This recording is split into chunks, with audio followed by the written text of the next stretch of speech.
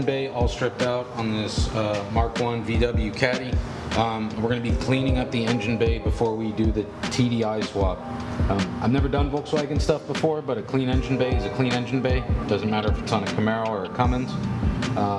So the same principles apply.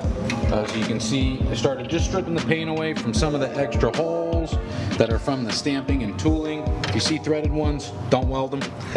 Anything you see open, maybe it's from previous owners screwing stuff in, or tooling holes left over from the stamping. We're going to fill them up. After we do that, we're going to hammer and dolly anything that's kind of beat up or wavy. We're just going to try to clean everything up. It looks like this thing might have taken a hit in the front end at one time, but we just want everything as crisp as possible. The other thing we're going to do is, you can see this has been painted a couple times. It's a couple different colors of green. We're going to come back through and make this all crisp. So this is going to be body color, how it should be from the factory to the edge of the fender. And then we'll be doing traditional engine bay black for the rest, like a semi-gloss matte black. As far as all the undercoating and rubberizing in here, we're going to stick with the way the factory did it. So from the pinch weld to the firewall down, it's going to be all rubberized undercoating. We're going to come through here, clean everything up, degrease everything, Scotch Brite it, but we're going to get this thing ready for paint. Another thing too, we're going to be running AC on the car. So if you come over here and look at the AC lines, you'll notice I cut them off, and there's a reason for that. We're going to clean these up, and I'm going to be welding aluminum AN fittings on here, or air conditioning fittings, I should say. They have a O-ring, so they're not AN. To make it more modular, so we can run parts from an aftermarket cooling system. Another option we're talking about is Hydro Boost brakes.